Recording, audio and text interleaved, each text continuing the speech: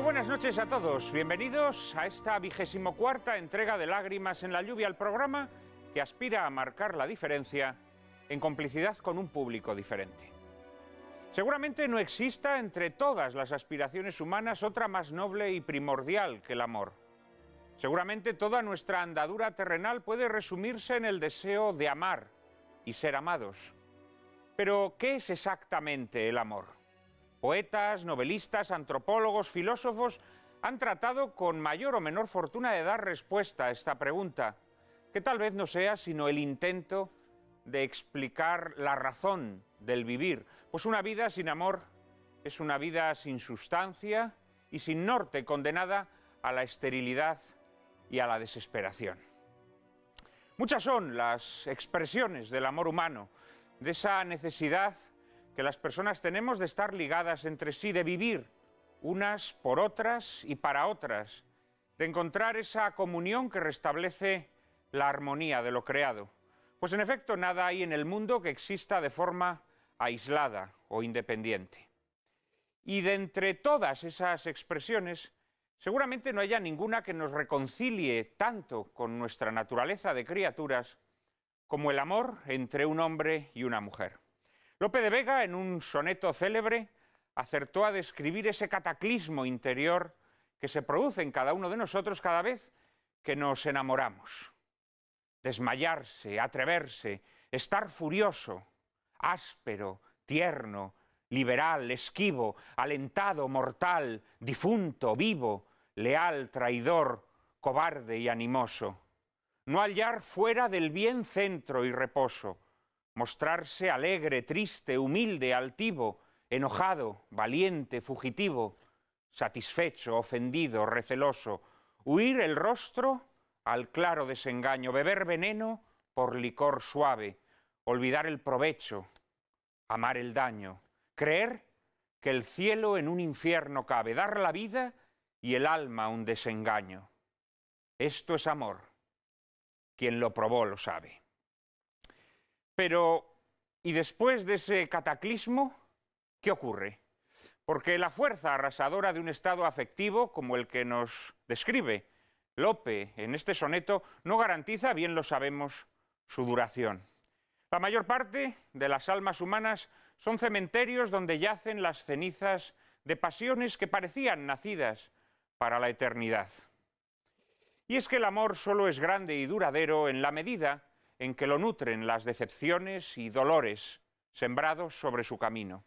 Desconocer lo que hay de positivo y fecundo en el dolor es la tara principal de esta época delicuescente que nos ha tocado vivir. Ese estado de excitación o embriaguez de los sentidos que describe Lope corre el riesgo de desvanecerse como una ilusión cuando choca con las rutinas de la vida. La intimidad cotidiana resta brillo a las cualidades del ser amado y al mismo tiempo hace resaltar sus imperfecciones y miserias. Entonces, el amor corre el riesgo de hundirse en la aridez y en la insatisfacción. Solo el amante que aprende el realismo del amor puede sobrevivir al desvanecimiento de esa ilusión primera. Solo aquel que sabe salir de sí mismo para entregarse al otro, para sentirse ligado al otro, vencido por el otro, invadido por su destino, puede hallar la verdadera alegría del amor. El amor que vive de codiciar siempre nos deja a la postre hambrientos. El único amor que nos deja saciados es el que vive para darse. Pero vivir para darse, sacrificarse por otra persona, amarla a pesar de sus defectos, incluso a causa de sus defectos, solo es posible cuando el amor humano se conjuga y amalgama con el amor eterno. La idolatría del ser amado acaba conduciendo tarde o temprano a la indiferencia, el hastío o la repulsión. La carne es triste, nos decían los clásicos. El auténtico amor acoge al ser amado no como un Dios, sino como un don de Dios. No lo confunde nunca con Dios, pero no lo separa nunca de Dios. Escribe Dante al referirse a Beatriz: ella miraba a lo alto y yo la miraba a ella. Y Víctor Hugo definía así la experiencia del amor: sentir cómo el ser sagrado se estremece en el ser querido. Solo así los esposos pueden conservar eternamente alma de novios. Y es que para amar a un ser lleno de imperfecciones, como somos cada uno de nosotros, es preciso amarlo más allá de sus propias imperfecciones, amarlo como mensajero de una plenitud que lo sobrepasa. Sobre la naturaleza del amor, sobre su difícil cuidado y sobre los impedimentos y trabas con que se tropieza en esta época delicuescente, hablaremos hoy en compañía de Cristina López Risting, Pedro Juan Viladric, Blanca Castilla de Cortázar y Miguel Ayuso. Les prometo un coloquio formidable, pero antes, como siempre, María Cárcava les anticipa la película que lo ilustrará. Muy buenas noches, Juan Manuel, muy buenas noches a todos ustedes. Estamos a punto de ver Una habitación con vistas, película ganadora de 3 Oscars en 1985 que, basada en la novela homónima de Edward Morgan Foster, fue llevada magistralmente al cine bajo la batuta del prestigioso director James Ivory. A partir de entonces, Ivory no pararía de cosechar éxitos como Regreso a Hogwarts End, Maurice, Lo que queda del día, la no menos interesante Sobrevivir a Picasso o La copa dorada. El guión fue obra de la escritora de origen germano Ruth Proulx, que volvería a repetir con Ivory en las ya mencionadas Regreso a Hogwarts End, Lo que queda del día y La copa dorada. Ivory contó también, tanto en el film que les proponemos esta noche como en los títulos citados, con su compositor de confianza, el americano Richard Robbins, también con su director de fotografía habitual, Tony Pierce Roberts. Reparto digno de mención el de Una habitación con vistas, con rostros de sobra conocidos y reconocidos dentro del panorama cinematográfico internacional, como el de Helena Bonham Carter, aquí jovencísima, interpretando a Lucy Honeychurch, su primer papel, por cierto, para la gran pantalla. A Bonham Carter la respaldan con su veteranía una pléyade de magníficos actores británicos como Maggie Smith, la estricta profesora Minerva McGonagall de Harry Potter, Delhom Elliot, y la oscarizada Judi Dench, especializada, como bien saben, en películas de época. Por el corazón de Bonham Carter pugnarán el rubísimo Julian Sands en el papel del bohemio George Emerson y un excéntrico Daniel Day-Lewis, ganador de 2 Oscars, como Cecil Weiss, el prometido de Lucy. Curiosísimo, por cierto, resulta ver a un relamidísimo Daniel Day-Lewis acostumbrados, como nos tiene, a interpretaciones bien distintas, como las de La insoportable levedad del ser, El último mohicano, La edad de la inocencia, En el nombre del padre, Gangs of New York o The Boxer. Acompáñenos en este viaje que hoy les proponemos hacia el descubrimiento del amor. Y qué mejor lugar para que el amor florezca que la Toscana italiana, donde arte y naturaleza logran una simbiosis raras veces alcanzada. En Florencia, sobre escenarios tan privilegiados como la iglesia de la Santa Croce, la plaza de la Signoría o los puentes sobre el río Arno, asistiremos a los primeros balbuceos de un amor que después hallará su confirmación en la campiña inglesa. Una habitación con vistas está basada, como María Cárcava señalaba, en la novela homónima de E.M. Forster, autor de otras obras que también han sido adaptadas al cine con éxito, como Pasaje a la India o Hogwarts End. Forster es un escritor superdotado para captar las hipocresías latentes en la sociedad eduardiana de principios del siglo XX, donde el clasismo y el arribismo social causaban estragos. La mirada de Forster es siempre irónica, atenta a ridiculizar las gazmoñerías puritanas de sus compatriotas, y sabe, como su maestro Henry James, explorar la psicología contradictoria de sus personajes, que se nos muestra al hilo de un viaje que los confronta con formas de vida más auténticas que la suya propia. En Una habitación con vistas, Forster emplea un tono ligero y optimista, como de comedia de costumbres, que le permite desarrollar su temperamento satírico a través de una particular técnica de contrastes que a algunos parecerá un tanto maniquea. Personajes creativos, vitalistas, dinámicos, por un lado, frente a otros conservadores, reservones y aburridísimos. Personajes que sobrellevan una existencia angosta, como recluidos en la habitación cerrada de los prejuicios y las convenciones sociales, frente a personajes luminosos y cálidos, como Una habitación con vistas en el corazón de Florencia. De la mano de todos ellos, les invitamos a iniciar este paseo por los amenos parajes del amor. Que ustedes lo disfruten.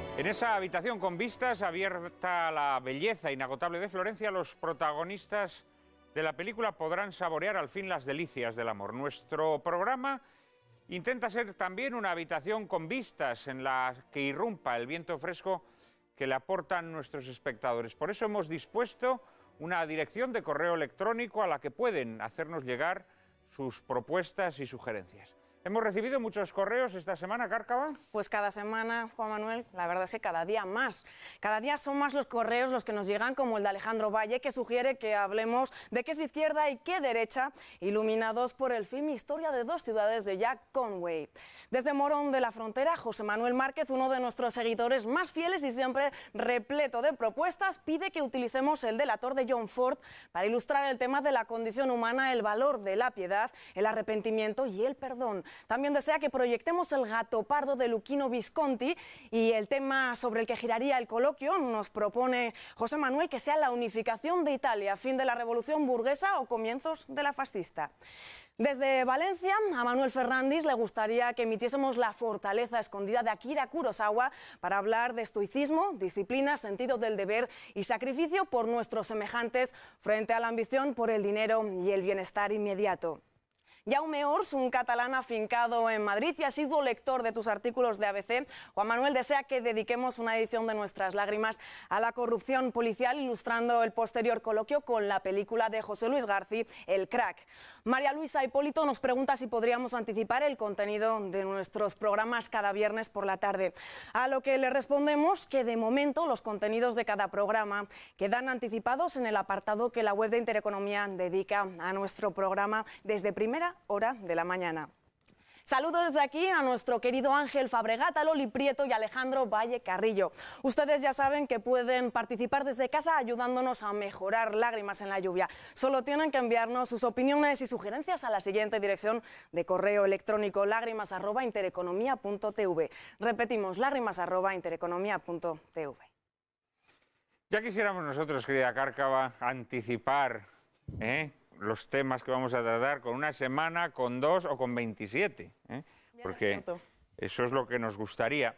Pero la televisión, queridos amigos de Lágrimas en la lluvia, es un desastre absoluto, Uno viene pensando que puede preparar tranquilamente las cosas, irlas elaborando durante semanas, durante meses, pero no, porque las películas te las dan 2 días antes y tienes que preparar el programa sobre la marcha. De manera que ya ni siquiera, siempre que podamos lo haremos, pero habrá días como hoy que ni siquiera al final del programa les podremos anticipar el asunto del siguiente. Lo cual tiene el inconveniente de que ustedes se van in albis sin saber de lo que trataremos la semana siguiente, pero también esto les acicateará y les estimulará a ver nuestro siguiente programa. Hoy, como les decíamos al principio, hemos hecho un programa sobre el amor, tema que es evidentemente propenso a todo tipo de cursilerías y mamarrachadas. Pero como ustedes bien saben, aquí en Lágrimas en la lluvia siempre se abordan los temas de forma perspicaz y luminosa. Y precisamente para hablar de forma perspicaz y luminosa sobre el amor, tenemos hoy un cuarteto de excepción. A algunos de los invitados los conocen ya ustedes bien, a otros los van a descubrir hoy por primera vez. Conocen sin duda alguna a Pedro Juan Viladric, en la actualidad vicepresidente del Grupo Intereconomía, ha sido catedrático en las universidades Complutense de Madrid, Oviedo y Navarra. Durante más de 20 años ha ejercido como abogado especializado en Derecho Matrimonial y de Familia. Autor de obras como Agonía del matrimonio legal o El amor conyugal entre la vida y la muerte, su monografía sobre el consentimiento matrimonial y las causas de nulidad se considera un clásico en la materia. En estos momentos, y desde hace años ya, se halla trabajando en un voluminoso tratado sobre el amor que algún día quisiéramos ver editado. Yo también. Pedro Juan, tienes que pegarles último acelerón. Me han dicho que llevas ya escritas más de 700 páginas. Sí, las tienen mis alumnos de máster a su disposición, pero es un auténtico parto, porque el tema siempre te desborda, absolutamente te desborda. En este caso diría yo un parto de quintillizo. Un parto de quintillizo. Claro. Está también con nosotros Cristina López Schlistin, licenciada en Ciencias de la Información por la Universidad Complutense de Madrid. Se inició en el periodismo, en el diario ABC, donde llegaría a trabajar como reportera en el extranjero. Posteriormente ha colaborado en El Mundo y en la actualidad en La Razón. Dirige en la COPE el programa 2 días contigo y es asidua colaboradora en diversos programas televisivos, algunos de esta casa. Entre sus obras destacaremos Yo viví en un harén, Hablando de sexo con Cristina o Políticamente incorrecta. Muy buenas noches, Cristina. Es un placer tenerte aquí. A Cristina y a mí nos une una larguísima amistad de la época heroica de ABC y amistad que hemos cultivado y alimentado profusamente. Así se ven nuestros cuerpos serranos. Claro, profusamente alimentados. Está también con nosotros un habitual, en fin, el habitual por excelencia de este programa. Ya saben ustedes bien que me refiero a Miguel Ayuso, miembro del Cuerpo Jurídico Militar.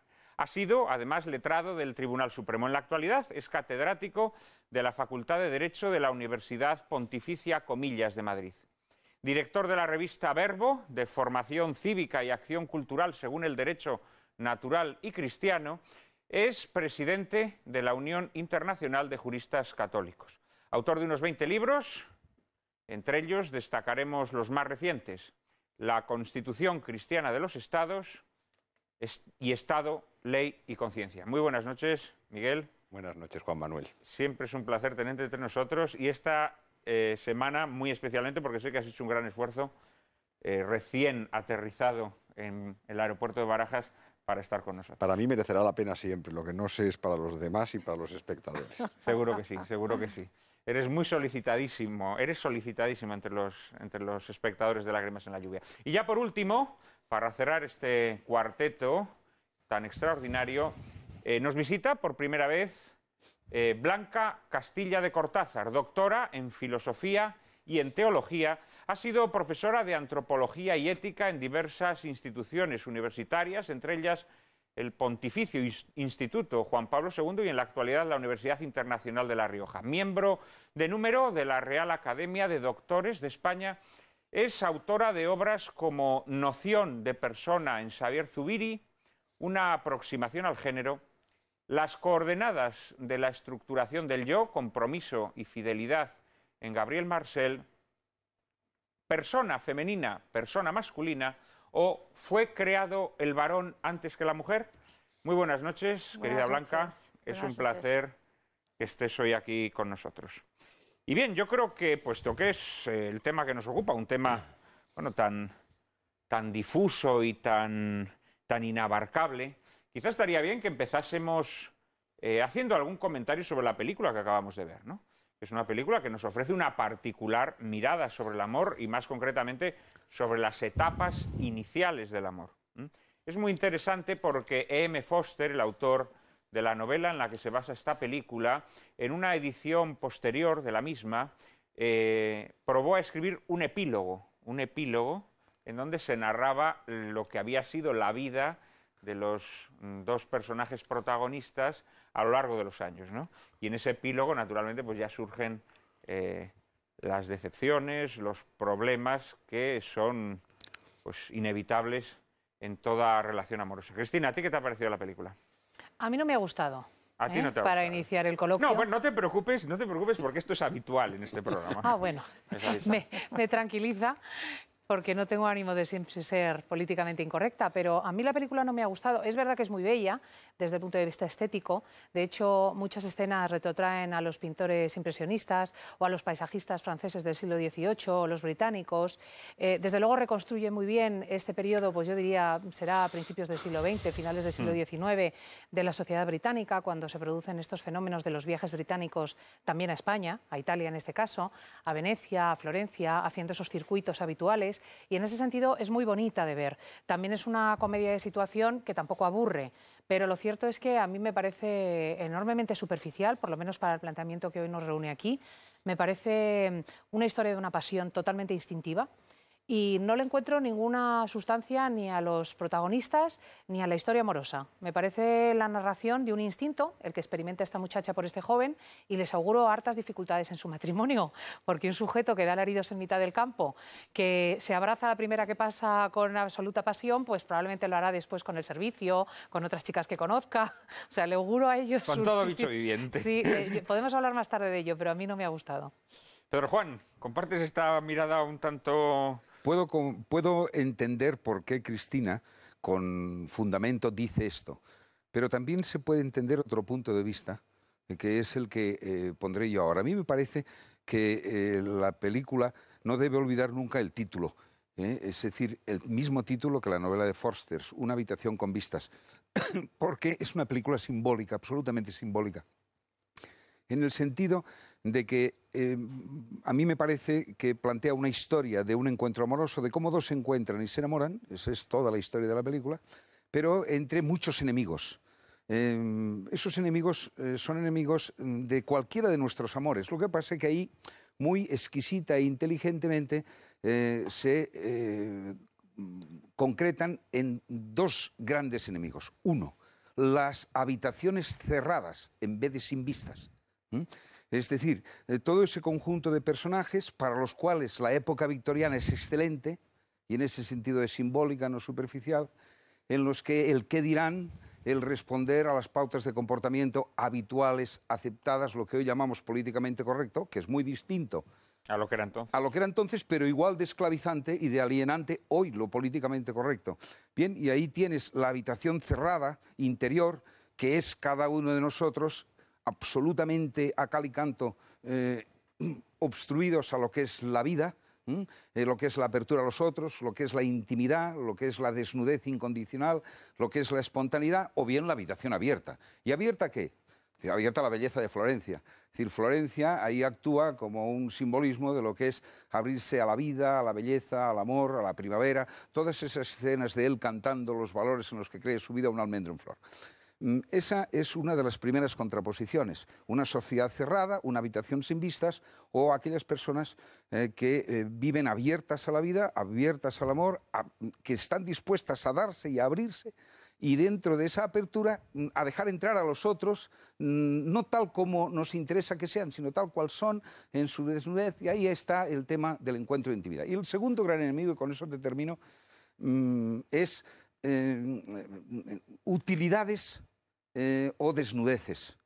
Intimidad incondicional y desnuda, así soy yo y así me doy, al margen de que por fuera sea fontanero, o taxista, o ingeniero, o primer ministro, o bien la relación vista como la magnífica pianista, que al mismo tiempo es de magnífica familia, que me es la esposa que me falta y por lo tanto un objeto de propiedad dentro de un marco en el que los otros son utilidades, en un cuadro en donde todos se utilizan a todos, porque todos están perdidos de sí mismos y entregados a un marco social alineante. Esos son los dos grandes enemigos que veo en la película. La habitación cerrada o abierta, que somos cada uno de nosotros, el apropiarse de los demás bajo excusa de matrimonio y de amor, o todo lo contrario, de lo que es la apropiación. La desnudez incondicional, aquí estoy yo entregado, sin otra cosa que darte que yo mismo. Aunque ofrecéis miradas distintas, de alguna manera ambos habéis aludido a cómo se contraponen una serie de personajes. A Cristina le ha parecido que es una contraposición esquemática, simplista, ¿no? Tú le has sacado esa visión alegórica que indudablemente Foster pretendía introducir en su obra. Hombre, Foster, a quien yo he leído bastante, la verdad, en mi juventud, y lo leí, yo a Foster llegué a través de Henry James. Foster de alguna manera es es un discípulo de Henry James. Pasa que le falta la finura casi maniática y enloquecedora de Henry James, que es capaz de retratar personajes de gran ambigüedad, personajes con sombras y luces, personajes llenos de, bueno, pues de cimas y de honduras, personajes en definitiva muy caleidoscópicos. Foster, en cambio, no tenía esta capacidad, es decir, a él también le gustaba hacer psicología, pero sus personajes son más elementales. Y yo creo que en esta película, en algunos momentos, esa elementalidad o esquematismo de los personajes, que además él utiliza, evidentemente, para defender determinadas posturas.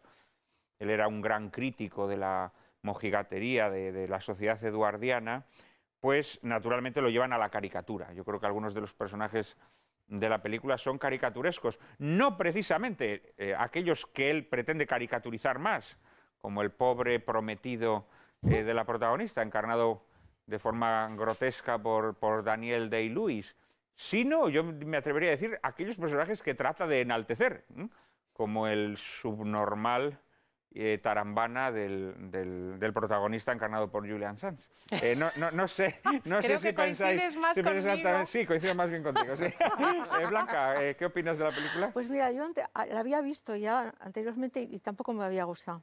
O sea, no dije, bueno, porque me pareció blando el final, quizá porque hay poco diálogo, pero la he vuelto a ver y a mí me parece que en el fondo tiene una cosa muy positiva, que es la capacidad que tiene el cine de acercarte a la vida, a una experiencia vital y a la experiencia humana elemental, porque ¿quién no se ha enamorado? Vamos, que es algo que le puede pasar a cualquiera, vamos, pues enamorarse pasa, es una cosa que te pasa. Luego ya veremos cómo se desarrolla, pero el enamoramiento no se puede organizar y predecir. O sea, el flechazo existe, ¿no? Y ahí se ve que el chico es un chico introvertido, que su padre está preocupado, y le dice a la chica, no te pido que te enamores de él, pero por favor, ayúdala a saber. Y él, cuando la niña se le cae desmayada en los brazos, pues es que experimenta o sea, como si el tiempo separara una conexión con la eternidad, que es lo que le viene a decir a él. Hoy nos ha pasado una cosa, a ti también. Dice que esto... O sea, el amor, que es una de las experiencias más bonitas que hay en esta, es una promesa de eternidad, de algo que dura siempre, y a mí me recordaba pues, a las descripciones que hacen los pensadores personalistas. Por ejemplo, cuando yo le he leído a Gabriel Marcel y explica cómo uno puede estar rodeado de mucha gente y estar solo.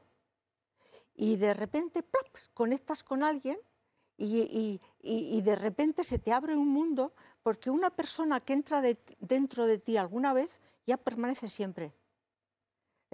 Entonces, pensaba yo, al volver a ver esta película, que al tocar una experiencia humana que es elemental y que es universal, es el modo que nosotros podemos pensar y que posibilita este fenómeno que vemos de la globalización.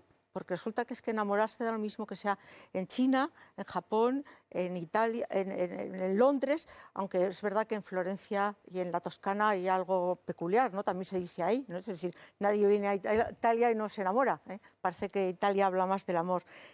Y luego creo que da pie para explicar cosas, ¿eh? Por ejemplo, lo que es el noviazgo, que requiere un tiempo. Que hay que conocerse, que hay que hablar mucho antes, cosa que esto creo que enlazará si luego tratamos de los problemas que ahora mismo tiene el matrimonio. Es decir, yo veo que, bueno, por lo que yo conozco, no he tenido un gabinete de matrimonial como Pedro Juan Viladrich, pero en fin, conozco gente, ¿no? Y creo que todas las parejas tienen muchos problemas. Es más, pienso que son como dos piedras que tienen que chocar una con la otra y que es tu destino para pulirte. Y al final, los que han sabido ser fieles terminan completamente compenetrados y habiendo sido uno la lima de los defectos del otro. O sea, el amor es un viaje en la vida, pero para eso hace falta fundamentarlo bien.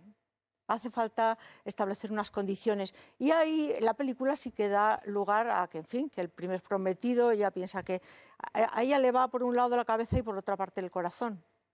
Ya no quiere reconocer que se ha enamorado del otro y, sin embargo, cada vez que una cosa le decepciona de su prometido, siempre se acuerda del otro, porque, en fin, es otra cosa distinta. Parece una persona muy superficial el protagonista, parece que canta, pero eso es simbólico, efectivamente es simbólico. Él está, de ser una persona introvertida, de repente ha descubierto la eternidad, la belleza, es la transformación del enamoramiento que te hace ver la vida diferente. Miguel, a ver, ¿tú qué opinas de los protagonistas de esta película? Que seguramente que alguno lo tendrás enfilado. No, tú sabes que yo vengo siempre en son de paz. Siempre. Sí, ya. Siempre. Y yo coincido en alto grado con todo lo que se ha dicho. Pero me gustaría presentarlo a mi modo, claro está, que es lo que he de hacer, ¿no? Entonces yo lo que diría es que es una película excelente desde el punto de vista formal. Estético. Está bien hecha. Los actores, aunque sean personajes inconsistentes, son creíbles.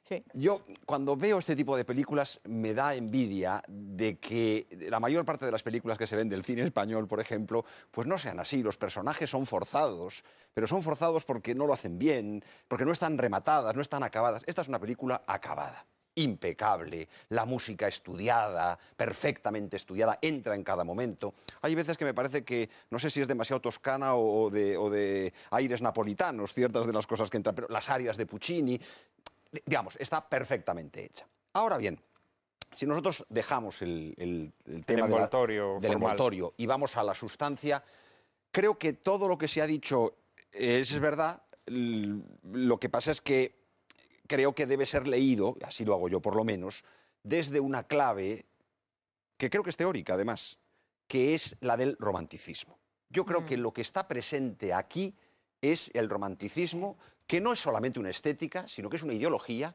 y que es una ideología perniciosa. Uy, estoy totalmente de acuerdo. Cuando Menéndez Pelayo decía en sus heterodoxos que el verdadero siglo amotinado contra Dios había sido el siglo XVIII, pues no. El siglo XVIII fue un siglo amotinado contra Dios, pero el romanticismo lo que hizo fue perfeccionar, depurar y exacerbar toda la ideología anticristiana de la Ilustración. Y aquí el romanticismo está haciéndola emotiva. Está en todo. Yo había apuntado algunas de las frases, a ver si me acuerdo. En todos los personajes, desde el inicio, el padre del novio final, el señor Emerson, comienza diciendo algo rusoniano. Toda educación es inútil. El mal de la educación, la espontaneidad, el espontaneísmo, las pulsiones. Es romántico el novio final, sí, el botarate es romántico cuando grita belleza, amor, en todo momento, lo es. Pero no es menos romántico el lechuguino. Sí. No es menos romántico, porque tiene frases que son explícitamente románticas. Dice, las clases deben mezclarse, porque estamos en una democracia. Las clases deben mezclarse. Y sostiene más cosas que son profundamente románticas. Lo que pasa es que el romanticismo tiene escuelas. No hay un único romanticismo. Y es romántica la señorita del apellido grotesco, porque lo de Honeychurch, pues no. Bueno, lo que pasa es que cada vez más. La Iglesia de Inglaterra, dejemos el asunto de la traducción de Honeychurch. Iglesia melosa. Bien. O meliflua. Bien. No está tan mal el apellido, pues, querido que... No, pero digo que ese apellido daría mucho para es revelador y que daría para mucho, pero eso me lo dejo para pero una palabra de intimidad cariñosa entre amantes es honey. Sí. En inglés, es llamarse miel. Sí. Bueno, pero si le añades Honeychurch, ya es un poco dramática la cosa, ¿eh? La cosa es Yo estoy totalmente con Miguel, a mí me parece... Termino. Simplemente, ella también dice que quiere ser ella misma. Es decir, la autenticidad. Esto es toda la ideología del romanticismo perversa Está a lo largo de toda la película. Luego hay un par de cositas más, pero como... Sí, pero habrá tiempo. A ver, que Cristina quería Yo complementarte. desde luego estoy completamente de acuerdo. Yo creo que una de las... He reflexionado muchísimo sobre las rupturas matrimoniales y las separaciones y los problemas conyugales, y la verdad es que me parece que aunque ha sido siempre una relación muy difícil, la relación conyugal entre el hombre y la mujer, porque luego hablaremos probablemente, tiene que ver con la virtud y tiene que ver con la continencia personal y tiene que ver con una educación, todo lo contrario de lo que plantea la película, lo cierto es que es un momento de eclosión en ese sentido, y probablemente nuestros compañeros bastante más versados, Blanca y Pedro, pues se han dado cuenta, ¿no?, que socialmente esto es un desastre. Y yo creo que tiene que ver con el romanticismo muy directamente y sobre todo con la eclosión del pensamiento romántico a partir de los años 60 en Europa. De tal manera que frases como el amor todo lo puede, que es una soberana tontería, o el amor está por encima de todo, otra soberana tontería, se han impuesto socialmente. Y el instinto, que no es otra cosa lo que une a estas dos personas en esta película, parece unirles después en matrimonio, y yo insisto, hubiese sido interesante ver ese epílogo que cuentas tú de Foster, pues viendo qué hace la chica cuando el chico pues se ha liado con una amiga que ha conocido y le ha explicado su concepto de la libertad, o cuando, o sea, quiero decir, realmente es una idealización de la relación entre las personas que no tienen en cuenta elementos que además son censurados directamente en la película, efectivamente, como la virtud, como la educación, como la tradición, como los aspectos comunes entre las cosas, y esto es un problema hoy en día tremendo en nuestra sociedad, ¿eh? Hombre, yo creo que esta película, la visión que tiene, claro, naturalmente es la exaltación de lo instintivo, pero también es muy el mal de nuestra época, intentar presentar lo instintivo como algo espiritual, que Sí. Este es el fenómeno de camuflaje con que hoy en día se ha hecho la exaltación, digamos, bueno, la sexolatría que hoy tenemos, ¿no? Pues siempre se viste o se traviste de espiritualidad, o de una espiritualidad morbosa, voluptuosa, pero espiritualidad. Y de alguna manera esta película participa de esa visión. No me atrevería yo a decir que el instinto o la energía vital no sea un ingrediente fundamental en el amor. Ah, por supuesto. Lo que pasa es que naturalmente tiene que estar un poco levantada en andas por el espíritu, ¿no? Cosa que creo que en esta película efectivamente no hay demasiado. En esto participo. Lo más de esa alto se visión sostiene sobre lo más exaltadora. bajo, dice lo más alto se sostiene sobre lo más bajo, dice la imitación de Cristo, aunque no soy partidario de la devoción moderna. Sí, sí, pero esa frase es... Pero Juan quería algo. Yo creo- Juan, sí, perdón. Yo creo que una película nunca es un tratado, si es que cabe hacer un tratado exhaustivo sobre el amor, en donde está todo tratado en su orden. Una película es simplemente un detonante. Es una ocasión más o menos acertada de que algunas cuestiones interesantes que tiene la realidad del amor sean suscitadas a través del género más eficaz para transmitirnos y comunicarnos lo que es el amor, que es el género narrativo, el cuento, la historia que no solamente nos la cuentan al oído, sino que incluso la vemos. Es la historia de Lucy y George. Y no hay que pedirle a la película, desde el punto de vista de un tratamiento de los aspectos que tiene el amor, bastante hace. Y en este sentido me parece una película exquisita desde el punto de vista cinematográfico, con una ambientación en la que uno queda sumergido como verosímil. Sí, sí. Es decir, uno parece que esté efectivamente a finales del 19, principios del 20, etcétera, etcétera, etcétera.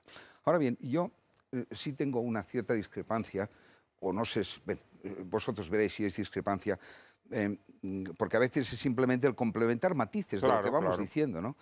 Sobre lo que habéis dicho, en el sentido de tenerle una inquina tan rotunda o al romanticismo como planteamiento ideológico, o bien a esa visión del enamoramiento tan irreal en cuya virtud dos pazguatos no se dan cuenta que se van a estrellar y nos cantan una especie de grandezas cuando desde una perspectiva más realista uno dice están en la luna. Bien, yo sí sobre estas otras cosas tengo algo que decir. Me parece que la película aprovecha la sociedad eduardiana o victoriana, donde la queramos situar, en definitiva, una sociedad eduardiana, más bien, con una arrogancia y un complejo de ser la civilización en aquel momento en el mundo. Acordaos de cuando pasean por las calles y los callejones de Italia, en esa contradicción de estar apasionados y atraídos por ese modo de vivir tan aparentemente elemental, tan vivo, tan pasional de los italianos y ese desprecio absoluto de acerca del olor de las ciudades, etc. Es muy británico. O sea, bien, ese ser atraído por lo que aparentemente despreciaban pero no tenían. No me quiero perder en la idea. La idea es la siguiente. Hay un momento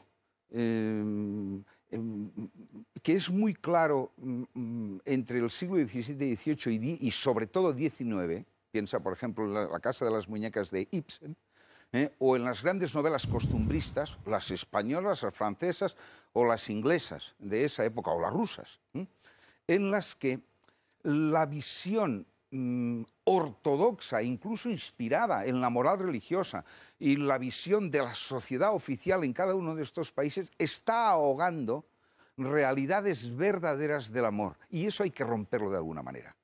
Me refiero a que tú no te puedes enamorar, es decir, ojo, no te puedes encontrar con que el velo íntimo de otra persona se te ha rasgado y se te hace evidente, y al mismo tiempo te rompe el tuyo, te rompe todos los esquemas y te deja en pelota brava delante de ella o de él, y con ganas de que esos dos modos desnudos de la intimidad se correspondan. ¿Sientes lo mismo que yo, María? De que eso se produzca y de poder decir dos que se han descubierto en esa desnudez, y ahora, ¿qué hacemos con lo nuestro? Un nuestro que ha aparecido en medio de los tiempos y los lugares comunes, siendo algo brutalmente inédito, algo nuestro, algo rotundo, que irradia, que ilumina todo, etc. Nuestra experiencia no se puede producir con un discurso racional. Es decir, vamos a ver, tengo 33 años, soy ingeniero, tengo el título de máster del MBA, ya es hora de que me case y por lo tanto esta tarde, que es viernes y son las 5, me voy a salir a enamorar. Así no se producen las cosas. Pero José Pedro, pero eso es Espera un momento, espera un momento. A ver, Espera un momento. Ni tampoco se produce porque te siente tu madre a la que adoras, o tu amigo íntimo y te dice, bueno, vamos a ver, a ti lo que te conviene es Maruja. Te conviene porque es ordenada y tú eres un desordenado. Te conviene porque además es pianista y tú no has tenido el menor sentido musical en la vida, pero te alegrará las tardes. Además le encantan los niños. Es decir, el razonamiento de conveniencia, de utilidad, como el razonamiento ideológico, razón y lo que engendra la razón no son el fenómeno misterioso que engendra entre un hombre y una mujer esa vinculación, ese entrelazamiento íntimo y profundo que llamamos amor. Y ahí me callo. Pero, a ver, Cristina, tenemos que ir terminando. Miguel... Y la película viene a decir eso. Intervenciones breves, os pido, por favor. Tenemos que terminar este bloque. Miguel, Cristina, Miguel. Perdón. No, Miguel, a Cristina la estaba reconviniendo. Sí, yo no estoy de obedecer. acuerdo ahora, Miguel. ya sí que no estoy de acuerdo con Pedro Juan. Otra cosa es A ver, cómo eso no, que Miguel. surge se conserva, se hace crecer y se evita que se sobre muera. todo eso hablaremos. Sí, pero de eso hablaremos luego. Porque lo que yo sí que veo aquí es una presentación, pues, un poco interesada. Es decir, caricaturizamos lo que se ha podido llamar el matrimonio de razón o de tradición o de conveniencias, con términos diferentes, que cada uno incluye su matiz. Y, claro, efectivamente una simplificación o una reducción al absurdo de ese tipo de circunstancias suena hueco, suena falso. Claro, ¿cómo no voy a estar de acuerdo contigo? Pero es que en realidad... tú con el romanticismo? No. Lo que he hecho con el romanticismo es ir al elemento central, nuclear, de lo que es esa corriente subterránea, destructora, de demolición del orden cristiano, que es el romanticismo. Ahí está, Sí. ahí está. Pero eso, digamos, no es Es una que no es caricatura, así. es una reducción no caricaturesca. En cambio, esta presentación del matrimonio de conveniencia sí lo es, sobre todo porque sigue a una presentación previa en la que parece que la sociedad haya asfixiado ese encuentro. El encuentro se produce, el encuentro no se puede asfixiar. Por tanto, el problema es otro, es que debe dejarse ese encuentro que necesariamente se produce en todas las circunstancias y que no puede dejar de producirse. Debe ser incentivado de una manera pasional brutal, o por el contrario debe ser protegido, preservado, custodiado, mediado por otra serie de relaciones, que es lo que el orden tradicional ha hecho de algún modo. No. Ahí dejamos con esa pregunta que lanza Miguel Ayuso para seguir hablando en un minuto después de la publicidad.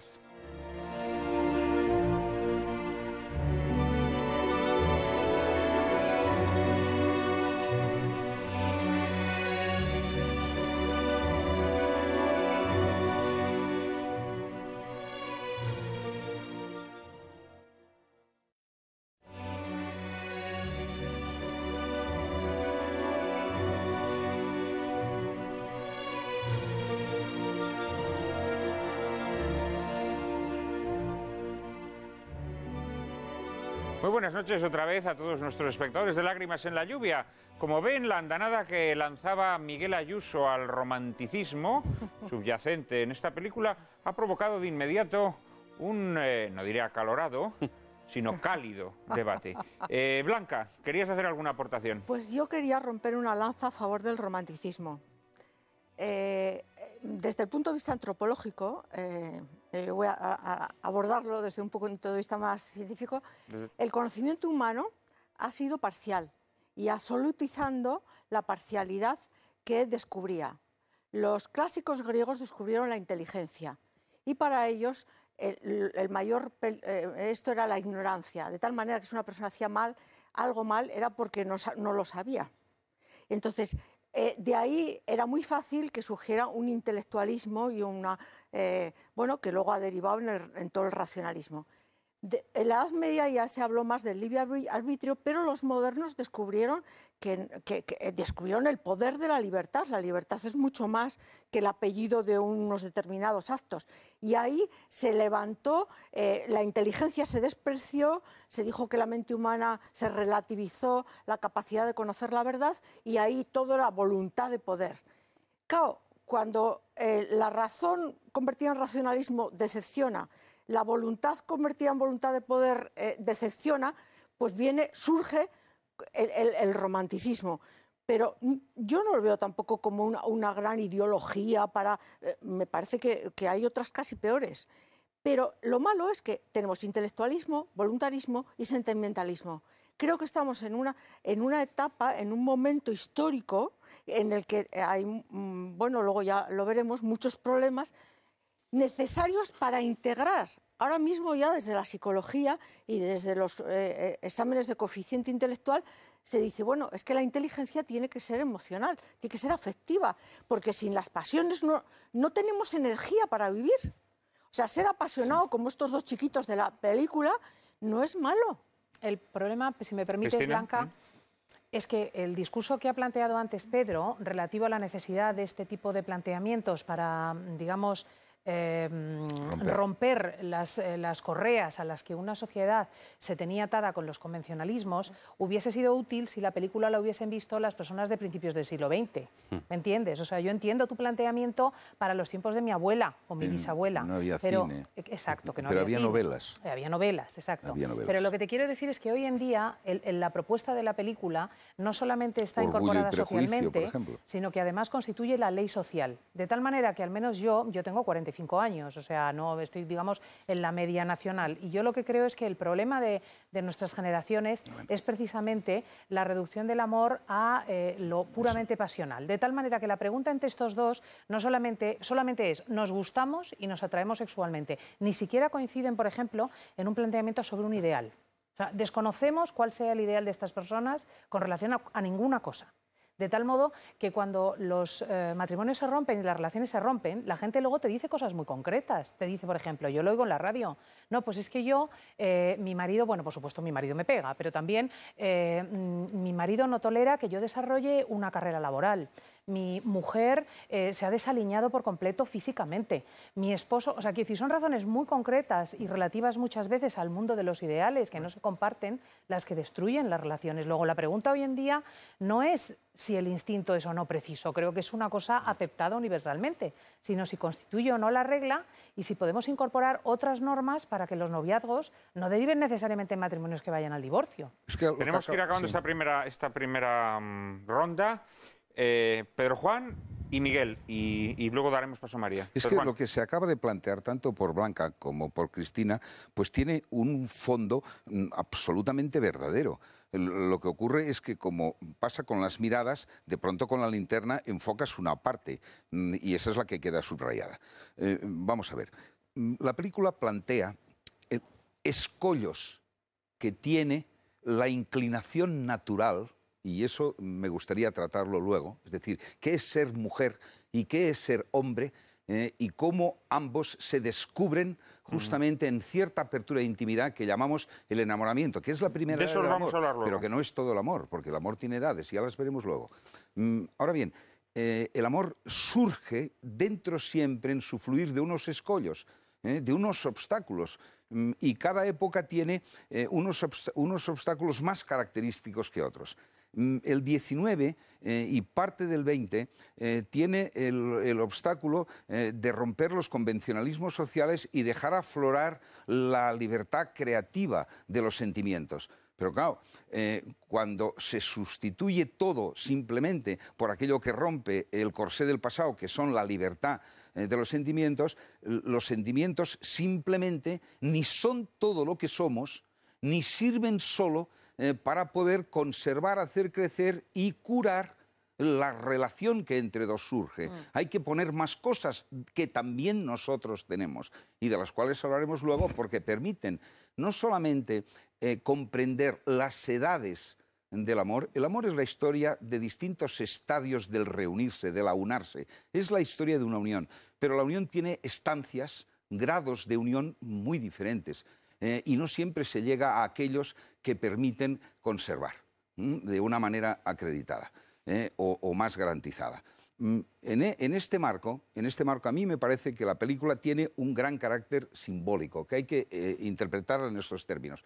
Y te recuerdo a ti, por ejemplo, en estos términos de hablar rusonianamente o de libre pensador del padre de George, el señor Emerson. Recuerda que al final el señor Emerson, en esa conversación íntima con la que será su futura nuera, le dice: yo a mi hijo lo único que le he enseñado es ama y haz lo que quieras, cielo santo. Sagrada frase de San Agustín, como sabemos bien. Pero San Agustín, cuando dijo ama y haz lo que quieras, en ningún momento dijo siente pura pasión y no te importe nadie más. Dice, no, lo que quiso decir es ama en el sentido verdadero de la palabra. Y claro, no hemos tenido tiempo ahora de plantearnos qué es el amor entre un hombre y una mujer en su verdad sólida y profunda. Simplemente hemos visto cómo ciertos aspectos del enamoramiento, a caballo de una mayor libertad, a caballo de una mayor espontaneidad, dejando fluir la inclinación natural, no la pasión, sino lo que los clásicos llamaron la inclinatio naturalis, es decir, la dinámica que espontáneamente surge entre un hombre y una mujer, rompe los moldes de interés racionalístico y de interés de conveniencia social y deja fluir la verdad íntima de las personas, que un excesivo corsé ahoga. Y termino con una cuestión. Uno de los ejemplos más paradigmáticos de la falsificación del amor y sobre todo del matrimonio ha sido, desde el punto de vista del cálculo racional y del cálculo de intereses, los matrimonios de las casas reales, todos nulos en su inmensa mayoría. Miguel, tienes que cerrar ya esta... Sí. Yo empezaré por ama y haz lo que quieras, muy pertinentemente traída a colación por Pedro Juan, pero que lejos de ser un argumento a favor de lo que él está sosteniendo, se convierte en un argumento a mi favor. Me parece, porque en realidad esa frase de San Agustín, que tiene un significado que muy acertadamente ha glosado Pedro Juan, en realidad su cita en la película, como su cita habitual en toda la cultura de derivación protestante, es fundamentalmente romántica. Es decir, que esa cita incluso del señor Emerson al final solo refuerza el significado romántico al que yo aludía. Y, querida Blanca, en realidad yo he utilizado, acertado o desacertadamente, el término romanticismo de un modo técnico. Es decir, el romanticismo es una prolongación del racionalismo, porque en realidad la Ilustración llega a su paroxismo en Rousseau y en otros autores, de tal manera que no existe esa escisión. Claro, tú no lo has tomado en un sentido técnico y las observaciones que has realizado, muy interesantes, no tocan al núcleo de lo que yo sostenía, criticaba y en lo que me mantengo. Pues aquí todos mantenemos nuestras posiciones, aunque habrá tiempo para suavizarlas. María Cárcava nos introduce en la naturaleza del amor. El amor puede manifestarse en diferentes formas y grados de perfección. Existe un amor dirigido a nuestros semejantes, que es la caridad. Será patriotismo si tales semejantes son además copartícipes en un proyecto social y político.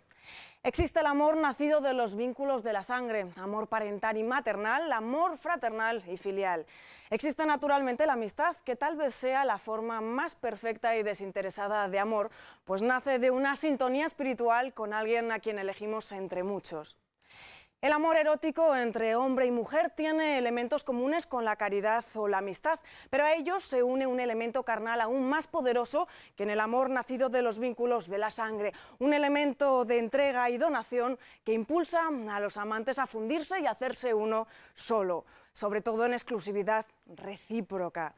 Este amor exige una plenitud sexual que sea al mismo tiempo una plenitud humana, es decir, debe reposar sobre el atractivo de los sexos, pero sobre ese atractivo asumido, coronado y superado por el espíritu.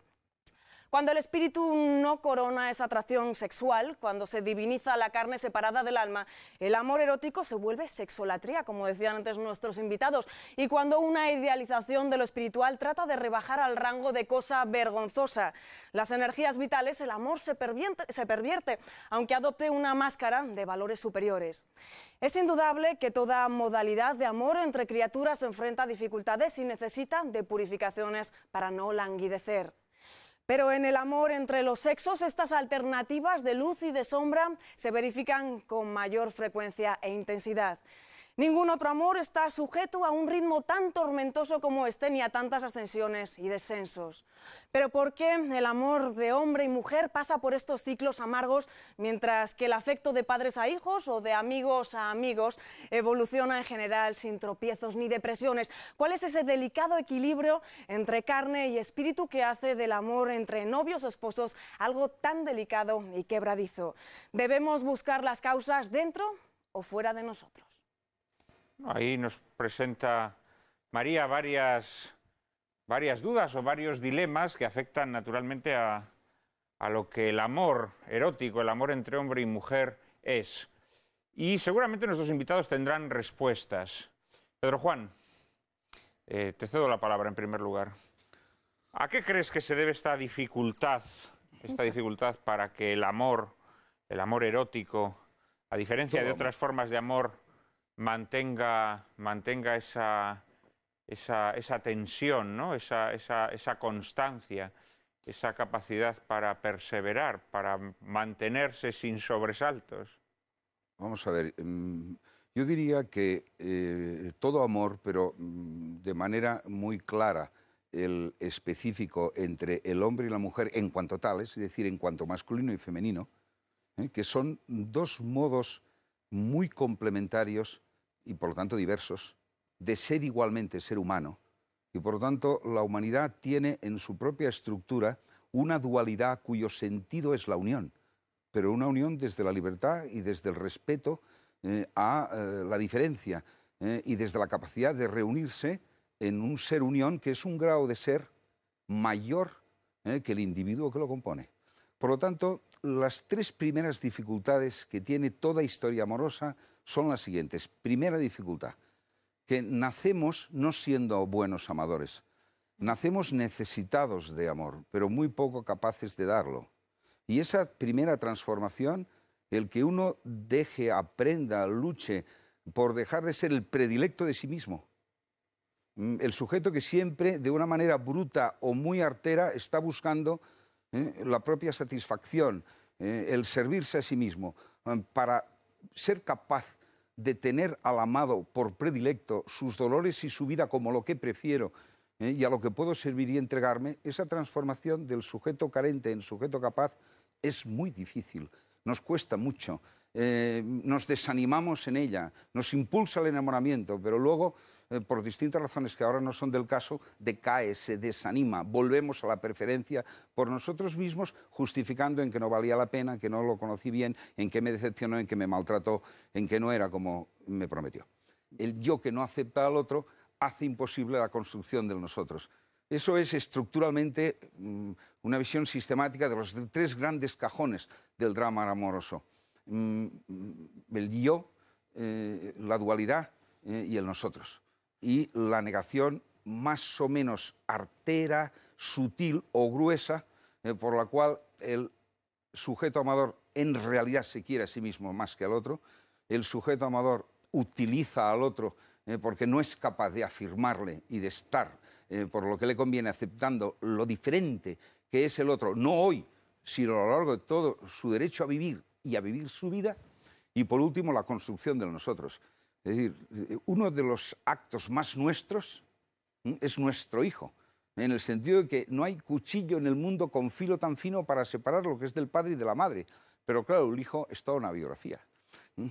Nuestro hijo es un modo de vivirnos tú y yo como engendradores de él. Y eso es una historia concreta, de días, de jueves, de domingos, de años. Todo eso implica ese realismo brutal, lo que se llama el paisaje concreto, en donde amarse. Y eso es difícil porque somos miserables, somos limitados y algo perversos. Cristina. Pero fíjate que yo diría que incluso sobre el sustrato del pecado humano, que es parte de la identidad de la persona, hay un componente cultural que está haciendo casi imposible el amor y que se refiere al hecho de que la época moderna viene definida por un sujeto narcisista.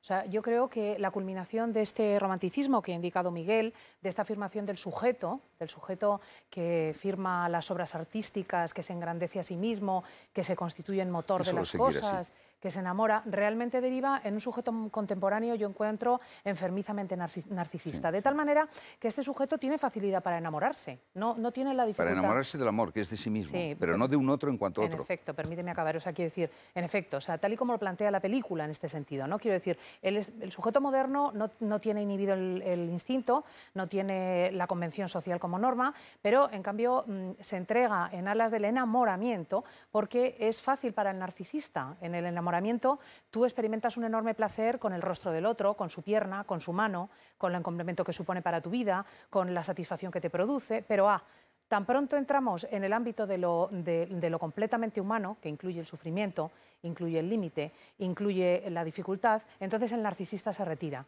¿Por qué? Porque el amor, me parece a mí, hasta donde se me alcanza por la mera experiencia, no consiste en decir yo te amo porque tú me gustas, sino yo te amo porque procuro tu felicidad, a veces a costa de la mía.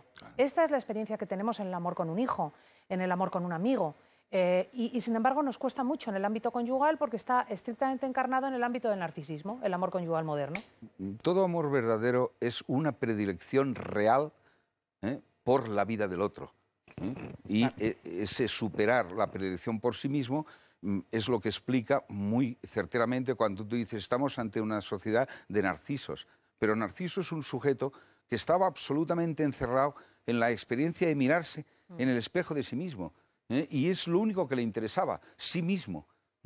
Claro. Por eso, como decía Miguel, fíjate, Pedro, la cuando frase... tu amado eres tú mismo, no hay amor. Claro. Esto es absolutamente un sucedáneo, una caricatura, una falsedad del amor. Porque el ama y haz lo que quieras puede significar cosas completamente antagónicas, como indicaba Miguel. Puede significar... Ama y haz lo que quieras significa mi instinto está por encima de todo y si te hago daño cuando te amo te fastidias y si yo te amo aunque esté casada contigo me voy contigo, hago lo que quiero. Y puede significar justo lo contrario. Depende del sentido que le des a la primera palabra de San Agustín.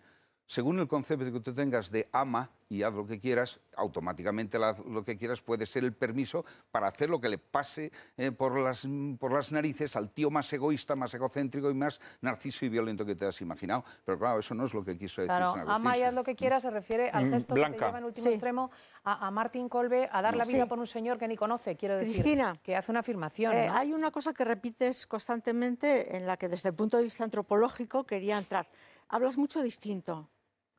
Y aunque se dice en el lenguaje, los instintos, tal, el ser humano no tiene instintos. Es en lo que se distingue de los animales. Porque nacemos sin terminar de hacernos.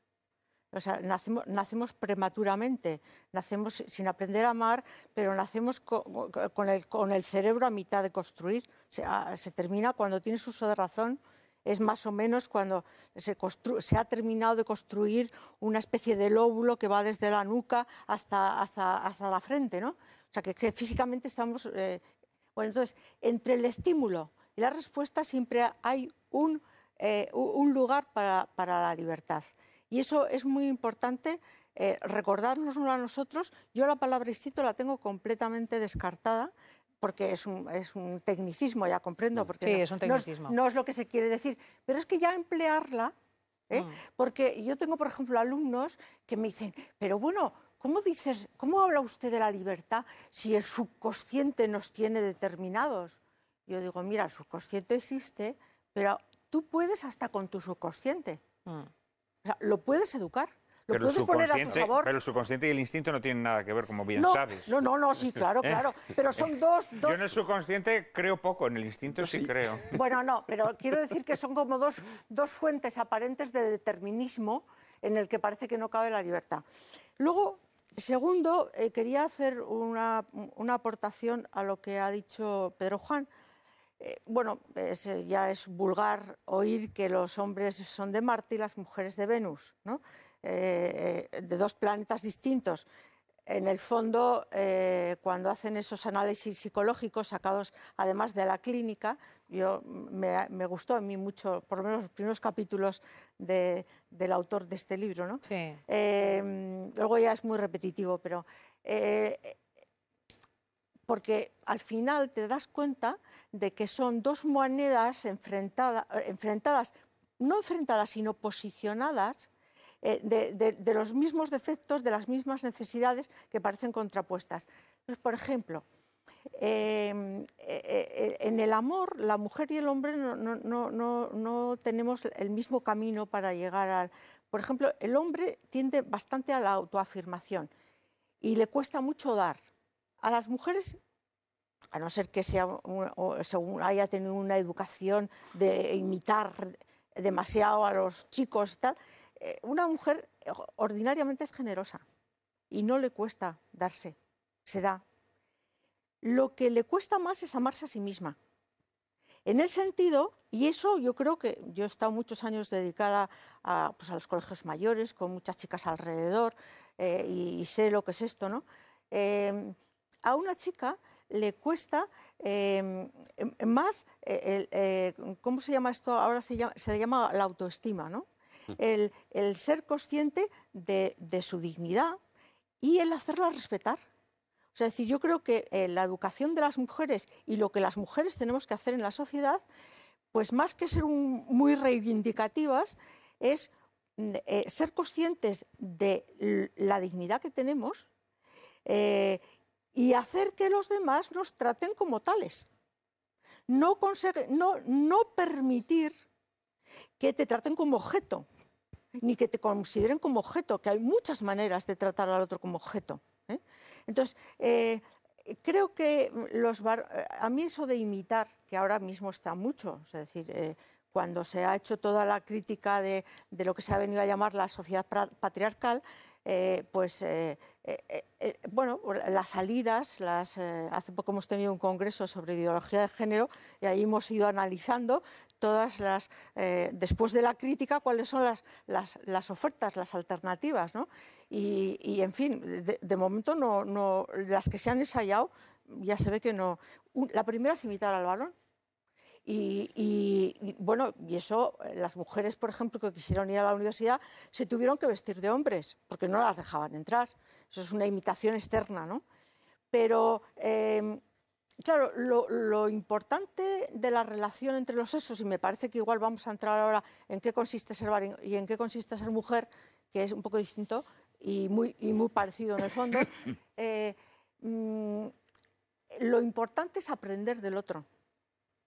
Y entonces, una de las cosas que los hombres pueden aprender de las mujeres en general, por cómo constitutivamente, genéticamente, por cómo su cerebro funciona y sus hormonas funcionan, tenemos una cierta orientación a la generosidad.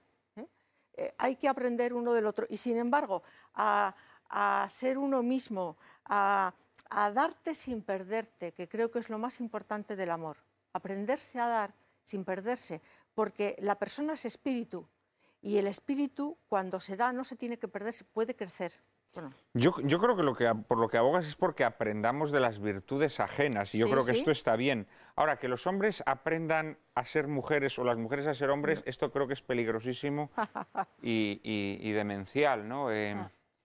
Thibon, un gran pensador francés, hace una observación muy certera, ¿no? Dice que el hombre se vuelca más hacia las cosas generales que hacia las cosas particulares, mientras que a la mujer le sucede lo contrario, se vuelca más hacia las cosas particulares que hacia las cosas generales. Pero dice Thibon, el descalabro del mundo es que ahora, pues por ejemplo, hay un heredero real, refiriéndose al heredero de la corona británica, que abandona su obligación general por su gusto particular, por una señorita de la que se ha enamorado y entonces abdica de su corona. Mientras que las mujeres abdican de sus dedicaciones personales por encomendarse a otras obligaciones generales, ¿no? De salvar el mundo, de salvar la economía, de salvar la política, etcétera, etcétera. Y esto es pues, la subversión y el descalabro de las categorías humanas. Miguel. Bueno, son muchas cosas Sí, y por tanto hay que seleccionar y esto pues tiene sus riesgos, pero yo voy a seleccionar una de las cosas que se han dicho que me gustaría intentar complementar y que es de Blanca. Aunque de algún modo de todos, también de Pedro Juan singularmente, ha habido una insistencia en este segundo bloque, pero ya se había apuntado en el primero, a conectar el amor con la libertad. Bueno, no cabe duda de que el determinismo es un absurdo, sea un determinismo de tipo biologista, sociologista, es decir, que la libertad es el presupuesto de la voluntad humana. Sobre esto no tengo duda. Ahora bien, el problema es cuando se hace de la libertad la regla de los amores, porque me da la impresión de que María ha hablado de muchas cosas y la libertad no juega por igual en todos los niveles que María Cárcava apuntaba. A mí me hubiera gustado que nos hubiéramos entretenido un poco más en la distinción de los niveles de...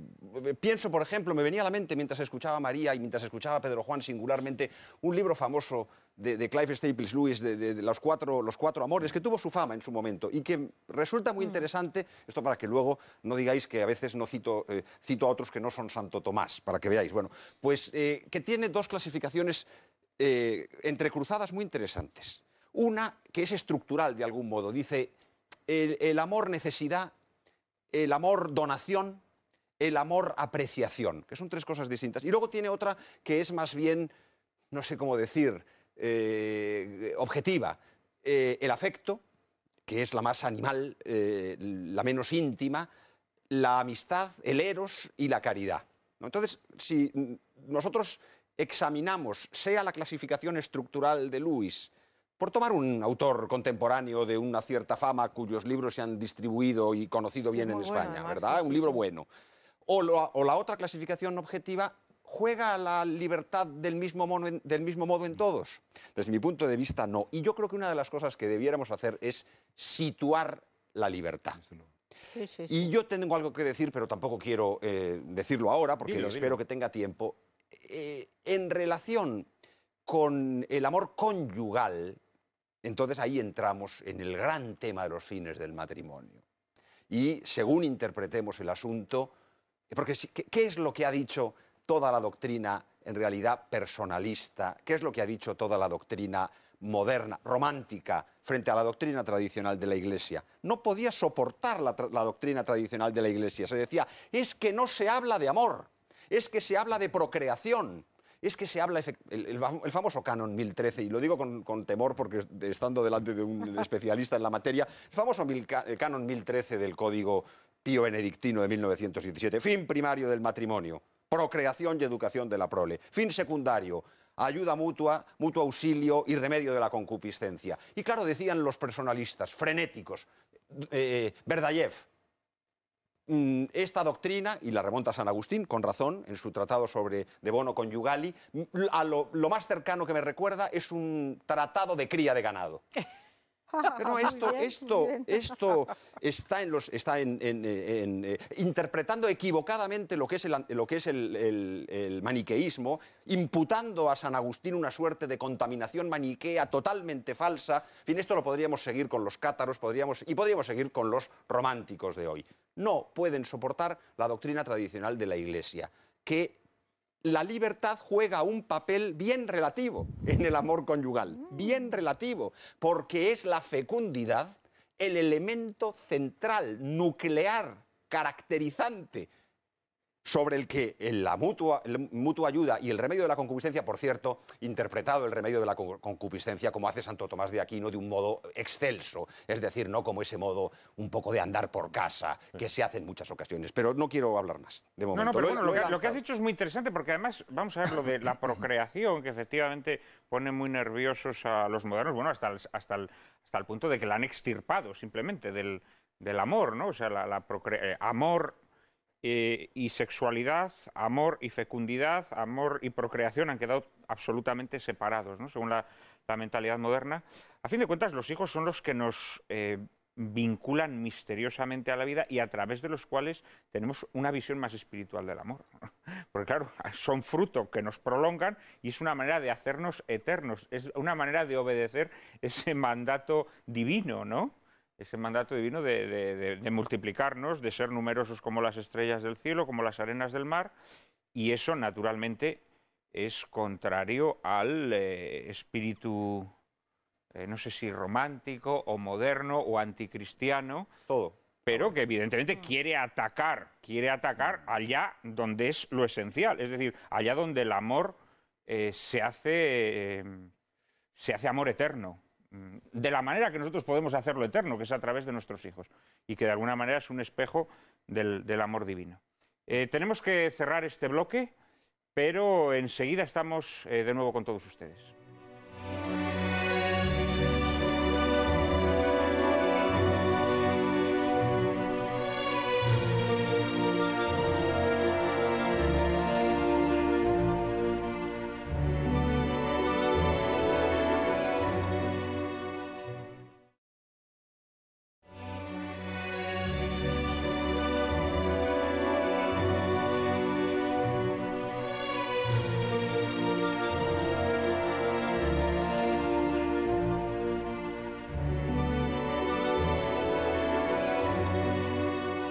Introducía Miguel Ayuso en su última intervención el tema fundamental del matrimonio. Y sobre el matrimonio vamos a hablar precisamente ahora, sobre esa institución que parece estar en decadencia. María Cárcava nos introduce en el asunto. Al matrimonio parece haberle ocurrido lo mismo que a tantas instituciones morales, políticas o religiosas. En otro tiempo, tales instituciones estaban por encima de las personas que las encarnaban. Así se explica que en otro tiempo un amor sólido y al mismo tiempo apasionado pudiera injertarse en una unión contraída por intereses sociales. Los cónyuges no deseaban tan solo mantenerse fieles entre ellos, sino también mantenerse fieles al matrimonio. Mientras la institución matrimonial permaneció viva, revitalizada por la savia cristiana, fue un apoyo orgánico para los cónyuges. Pero desde que ha degenerado en un puro formalismo legal, la institución matrimonial se ha convertido en una carga intolerable para muchos. Los cónyuges se han rebelado contra la institución en búsqueda de la libertad o realización personal, en la que el amor pasa a ser una especie de velo halagador para cubrir la divinización de la sensualidad y la exaltación del yo. El amor ha dejado de ser unión íntima de dos almas para convertirse en sed vulgar de felicidad superficial. Y es que el matrimonio se ha convertido en la suma de dos egoísmos que no renuncian a escuchar lo que la estupidez contemporánea llama la voz del amor y a ejercer nuevamente su derecho al amor. Amor y egoísmo están cada vez más embrollados en las relaciones de los sexos y aún en las parejas que escapan de esta guerra no pierde el egoísmo sus derechos. El amor hace nacer en ellas una especie de suficiencia eufórica que no es sino un egoísmo doble tan engañoso y vano como el egoísmo individual. De este modo, los cónyuges no llegan a conocerse realmente. Aman un fantasma que crean a imagen de su deseo o en todo caso avanzan hacia una simbiosis de egoísmos, hacia un compromiso artificial entre dos almas que han llegado a ser extrañas y cerradas la una para la otra. A esta entronización del deseo personal y egoísta se suma una ruptura entre sexualidad y matrimonio, entre sexualidad y procreación, como decía antes Juan Manuel, e incluso entre sexualidad y amor. Inevitablemente las rupturas matrimoniales aumentan de forma espectacular, estimuladas por leyes que facilitan el divorcio o promueven las más variopintas formas de combinación humana. ¿Y cómo corregir la que hoy estamos padeciendo? Pedro Juan, antes querías intervenir a lo que decía Miguel. ya seguramente no podrás hacerlo en los mismos términos después de esta introducción de María, pero participas de esta visión que nos ofrece María de la destrucción de la institución matrimonial. En parte sí. Creo que lo que ha planteado María es la necesidad de recuperar el sentido verdadero de los términos, porque como tú sabes mejor que nadie, además, pues te sigo en muchas de las cosas que escribes, en ellas constantemente pues describes la mixtificación y la perversión del lenguaje, que es una de las características de la manipulación moderna. De manera que el primer problema que tenemos es con el matrimonio. No es verdad exactamente que la Iglesia hiciera una apuesta por el matrimonio legal. En realidad, el cristianismo lo que dijo siempre, siguiendo la experiencia natural de las relaciones buenas y verdaderas entre un hombre y una mujer, de cuando verdaderamente un hombre y una mujer se entregan entre sí y tienen hijos, lo que dijo es que lo que hay es una unión natural. El matrimonio es la unión entre varón y mujer, con unas características de finalidad y de estabilidad. Lo que ocurre es que el régimen jurídico, el conjunto de disciplinas y normas con las cuales esta unión entre hombre y mujer se reguló por distintos intereses, unos porque fue necesario regular teniendo en cuenta la cantidad de hombres y también algunas mujeres que contra sus compromisos y obligaciones, especialmente la parte débil, me estoy refiriendo al periodo en el que en Europa se construye el derecho matrimonial, que es entre el 12 y el 14, y lo hacen los canonistas, es decir, lo hace la Iglesia. Pues bien, hay muchos hombres que dicen, si te he visto no me acuerdo. ¿Cómo que estos son mis hijos? ¿Pero de qué? No hay documentación, no hay forma de probar nada. Estamos ante sociedades donde a duras penas los ricos tenían 3 burras para irse a la aldea de al lado.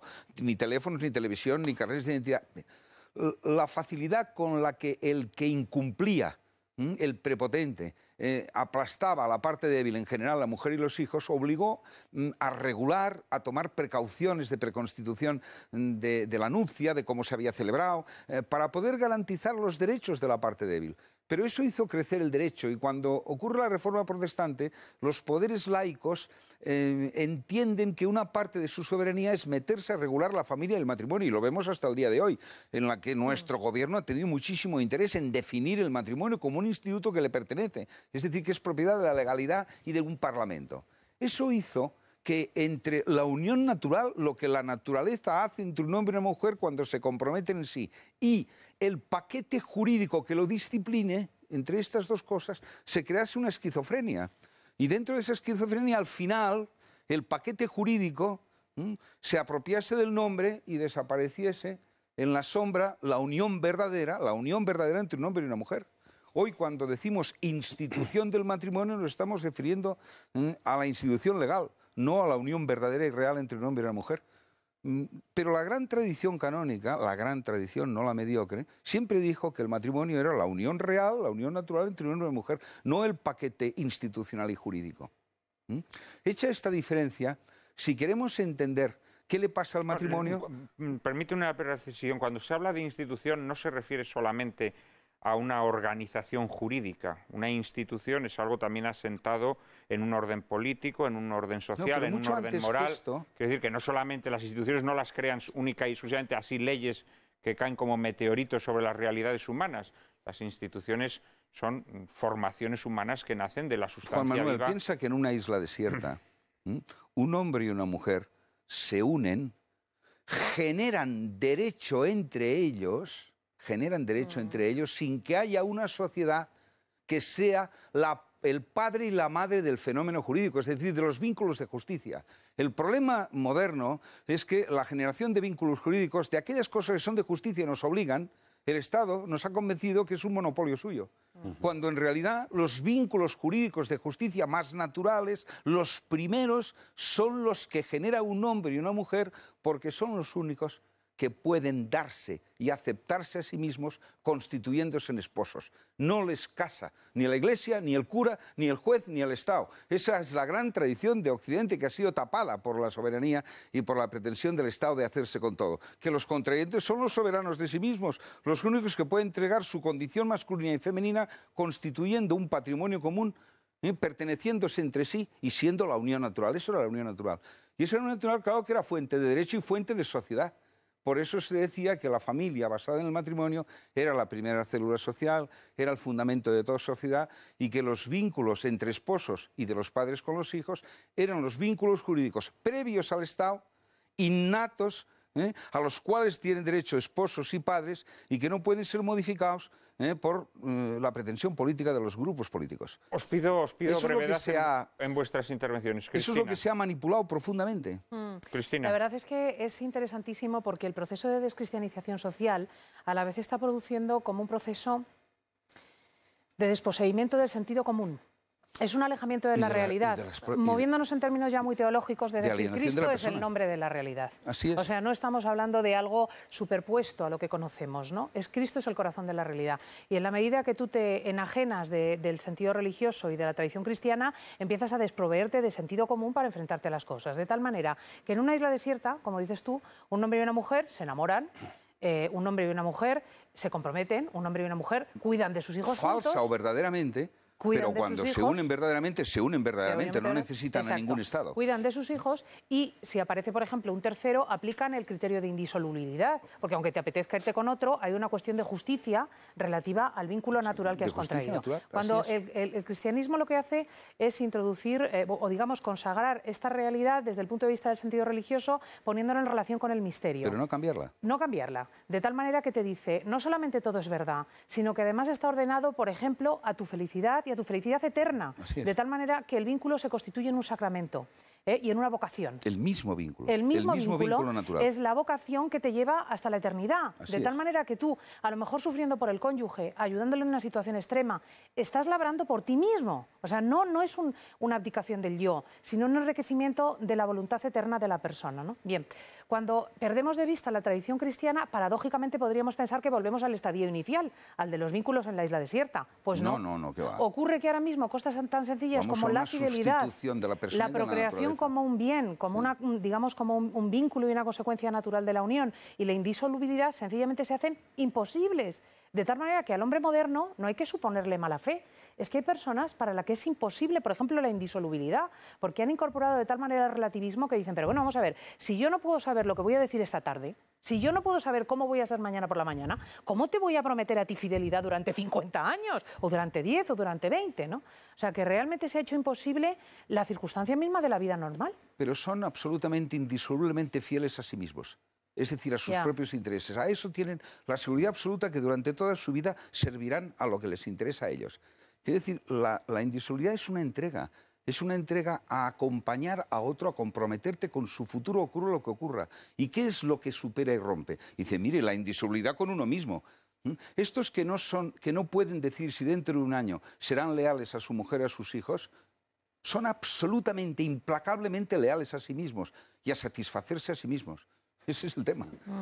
La mención que haces, que hacéis al tema de la indisolubilidad, yo creo que, o a la ruptura de la indisolubilidad, creo que está íntimamente ligada a la incapacidad de nuestra época para aceptar el sufrimiento, para aceptar la decepción, es decir, para concebir la vida como una suma continuada de placeres o de gozos, ¿no? Y naturalmente, claro, esa suma continuada de placeres y de gozos solamente te la puede proporcionar el cambio constante, la búsqueda de novedad, ¿eh? Es decir, es la vida despojada de su componente verdadero, ¿no? Que es, no diremos el dolor, pero sí la capacidad para aceptar o para encajar las realidades menos gratas, aparentemente, de la vida. Bueno, y sobre todo, fíjate, solo por puntualizarte muy moderadamente, el cristiano, por ejemplo, no abdica de la felicidad. No es que se entregue al dolor, que esa es una caricatura muy moderna, ¿no? El hombre que se flagela en los cómics. No, pero bueno, sino que en dice, todo caso, a la felicidad se llega a través del dolor. Exacto, ¿no? O sea, el dolor adquiere un sentido de tal manera que es posible ser feliz de una manera mucho más segura, mucho más cierta. Por eso tampoco hay que insultar al hombre moderno. Yo creo que todos estamos trufados de una desgracia. Pero creo que la consecución de la felicidad, que en realidad hoy se confunde con la obtención de determinados placeres o de determinadas conveniencias, está muy íntimamente relacionada con la incapacidad que hoy en día tiene la persona moderna de vincularse de forma perdurable, ¿no? No, Miguel. yo sí creo que hay que repudiar la modernidad de modo profundo, de modo neto, de modo claro, porque solo hay algo peor que la modernidad, que es la posmodernidad, es decir, la descomposición de la modernidad. Pedro Juan ha tratado un tema muy interesante, que es el de la institución natural y el del paquete jurídico. Yo creo que planteado en esos términos es indiscutible, no puede... Otra cosa distinta es que de ese paquete jurídico hay un conjunto de normas que son centrales y esenciales de la institución, que lo que hacen es emerger al nivel jurídico y al nivel de la justicia lo que es la institución en sí misma. No traicionarla. A eso me refería yo cuando hablaba de la doctrina de la Iglesia y de sus fines tradicionales y de la sustitución en sentido personalista que hoy se hace cuando se pone el amor por encima de la fecundidad. Se ha llegado a una situación terrible en la que la dicotomía que San Pablo trata del espíritu y la carne ha sido pervertida por el romanticismo moderno, que es la siguiente. ¿Qué quiere decir para San Pablo el espíritu? El espíritu es la apertura a Dios. ¿Qué quiere decir para San Pablo la carne? La carne es el egoísmo encerrado sobre sí mismo. Bueno, pues hoy los que quieren desligar la fecundidad del amor o los que quieren poner en primer lugar el amor, olvidando su conexión necesaria con la fecundidad, lo que hacen es invertir perversamente esta distinción. Y dicen, ¿qué es el espíritu? El espíritu es la libertad que se resiste a la naturaleza humana. ¿Y qué es la carne? La carne es la pura sexualidad del tratado de ganadería, como decía Berdyaev. Entonces yo creo que esto es muy interesante insistir en ello y creo que lamentablemente la Iglesia Católica en sus estudios canónicos está entrando por respetos humanos o por desconcierto intelectual a esta inversión. Y me quedo para que no me eches la bronca de que hablo demasiado. Tus palabras me recordaban una frase profética de Chesterton que decía: no tardará mucho tiempo en que se instaure una nueva religión que a la vez que exalte la lujuria prohíba la fecundidad. Esa religión ya ha sido instaurada. Bueno, eso era el maniqueísmo, ¿eh? Eso era el maniqueísmo.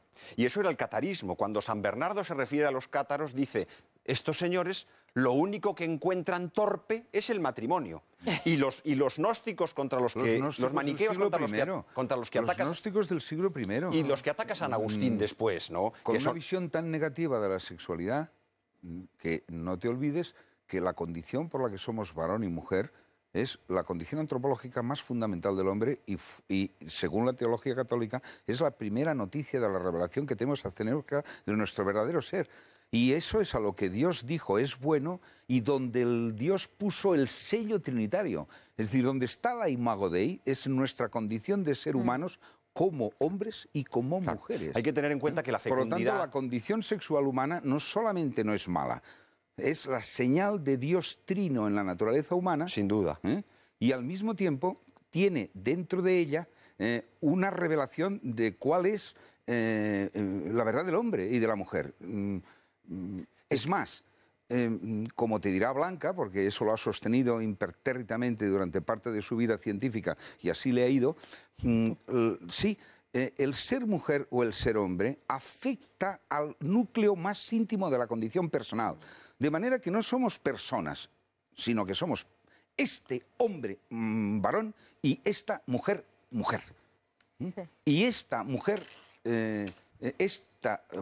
es una persona femenina que solo de manera irrepetiblemente es ella.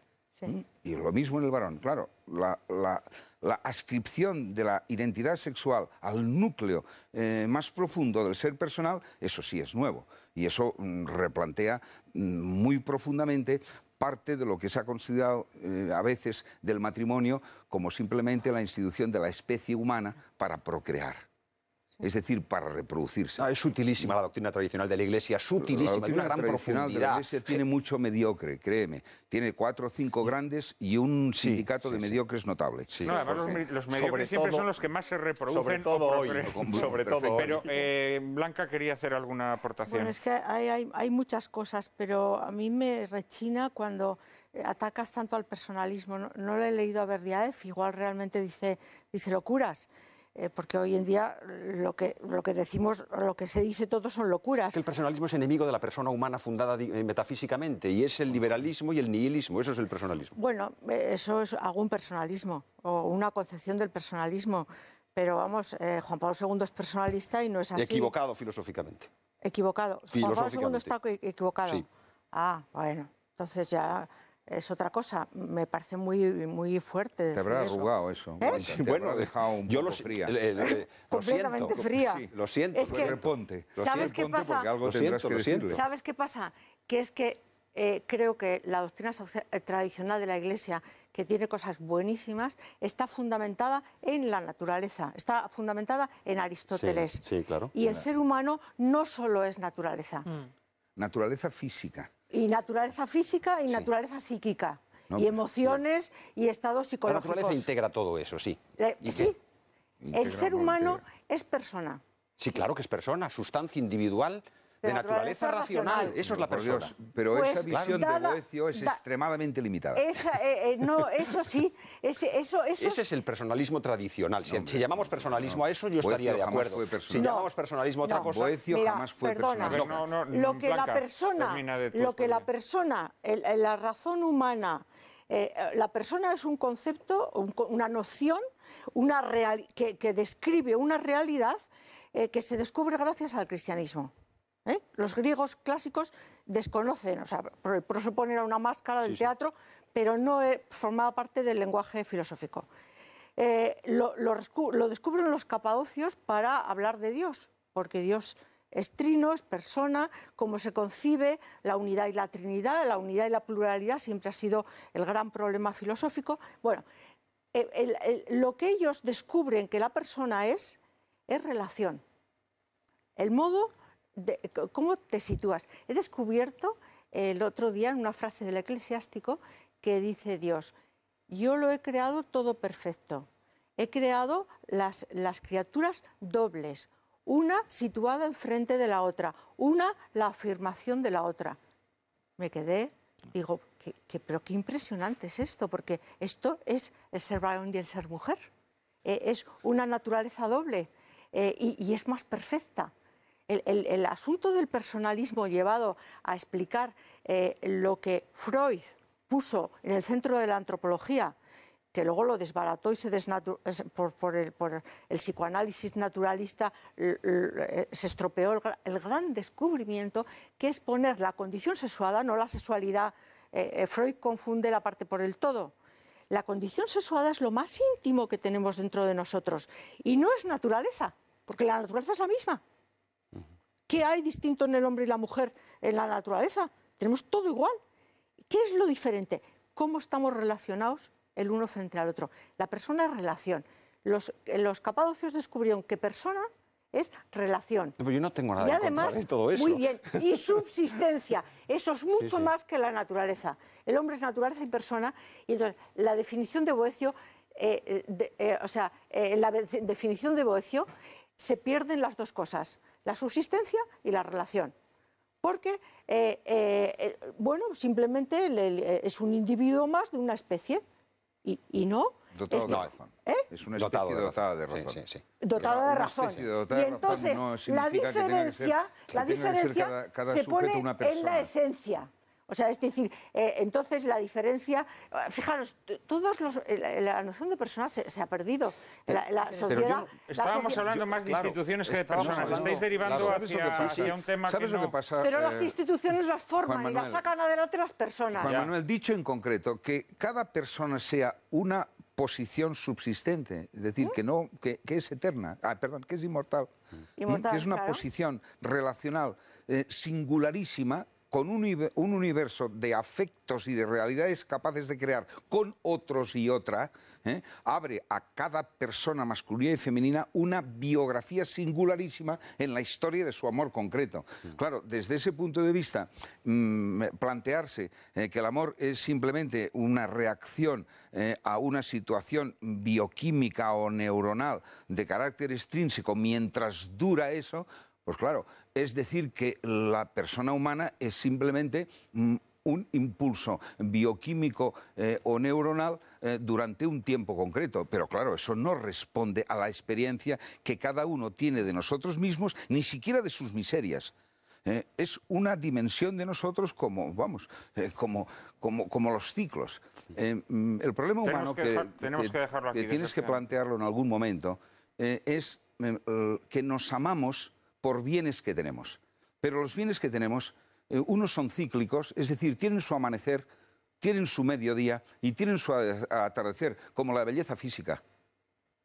Pero cuando dos seres humanos se aman, tienen mucha zarza que amarse y no solamente la sometida a ciclo o a sometida a zarza que se consume y se calcina. Son mucho más. Cuando el amor entre ellos les une en esas dimensiones de sí, en donde hay más allá del ciclo y permanencia, es cuando el amor prospera.